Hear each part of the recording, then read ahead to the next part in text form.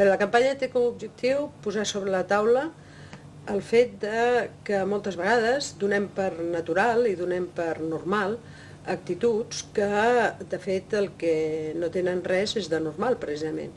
És a dir, mantenir i pensar que en una relació un és propietat de l'altre o una és propietat de l'altre és una forma, diguem-ne, no massa sostenible, una forma poc plaent d'entendre com ha de ser una relació, ja que la relació l'interessant és que les dues persones lliurement tant puguin desenvolupar el que és autònomament la seva vida i els seus desitjos i a la vegada confluir amb l'altra persona en aquells punts en què es creu i en què es vol confluir. Jo penso que aquesta campanya està bé per previndre la gent més jove del que hi ha, el que pot fer i tot això, però la gent que realment ho fa no pensa el que fa, llavors i li fa cas però no para de fer-ho.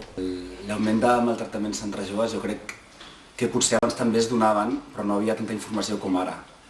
I jo crec que, per exemple, aquesta campanya publicitària pot haver servit d'alguna cosa, però fa falta molta més informació perquè el maltractament no es comença amb una bufetada, es comença amb una actitud. Que la gent es pensa, com pel que he vist en la tele, això que la violència de gènere significa persones grans i morats a la cara i pallisses.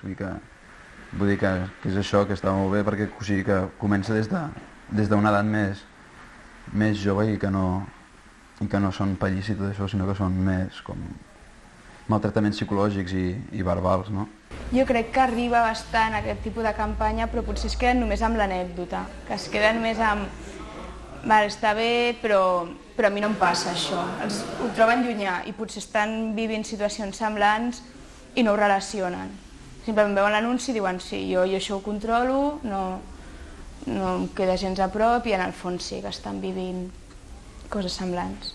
Crec que el problema és que s'enfoca com a un problema únicament concret en una família i s'hauria d'enfocar com un problema social, ja que d'aquesta manera es veuria la importància que realment té això. O sigui, no acaba sent únicament d'una família, és un problema de com ho veu la societat. Llavors, les campanyes aquestes que es fan per la televisió i per la ràdio i els cartells, jo, per lo que he vist, no arriba gaire a la gent. És a dir, la gent ho veu, però s'ho pren com un anunci més, saps? L'home és el que té la principal culpa d'aquest fet. Ara la dona ha de fer aquest esforç, aquest gran esforç de dir-ho públicament perquè aquesta persona s'avergonyeixi del que fa. I s'ha de donar que aquesta persona pot estar malalta. O sigui, pot tindre... En certa part es podria considerar que és una malaltia. Jo penso que aquest anunci ha sigut important i molt vàlid, perquè normalment hi ha una falta d'informació sobre aquest tema i últimament s'han trobat molts casos i la premsa ens ensenya molts càstigs, molts mals rotllos, diguéssim, en parelles i adultes, però jo trobo que potser l'arrel d'això, d'aquests conflictes, està en no haver sabut reaccionar abans d'hora, que és a dir, a la nostra edat. I crec que abans el que passava, a part de la religió, és que la gent tenia una mica de por vull dir, si et separaves, l'altra gent ho veia com una cosa, bueno, s'ha separat, vés a saber que ja dona és una tal, saps? Vull dir, ho veien amb mals ulls i la gent tenia una mica de por del que dirien de tu, no? I per això no ho feien, també. Ara ja hem evolucionat, però encara que no ens en donem compte, encara vivim en un món bastant masclista, perquè hi ha moltes coses que és que no podeu pretendre les dones que de sobte, és això el que deia abans, no podeu pretendre que un món que fa des de sempre, milers d'anys, fa segles. Sí, però és que ja no estem en la prehistòria. No, però és que la revolució de la dona fa molt poc temps, la dona s'ha revolucionat fa molt poc temps. No pots pretendre de segles i segles en què l'home ha estat el que tallava el bacallà. Per què no? Si és... Perquè totes les lleis, tot està consolidat, tot està consolidat,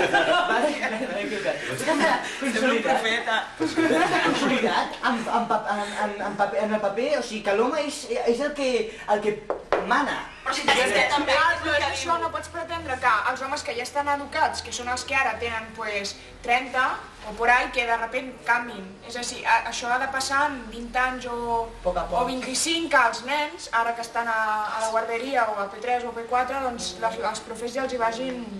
Però no pot tenir... Llavors, què dones per perduda? La violència domèstica a partir dels 30 anys, a partir d'ara, no, però el que passa és que s'ha d'anar amb poca mesura, saps? Perquè és una que ja té temps i ja dura. Hi ha moltes mares que diuen tu aguanta, filla, aguanta, no sé què, que val la pena. Clar, no és res. Si les dones tan inculcat això, després arriba un moment que pots decidir i també t'obres, veus altres coses al teu voltant i no...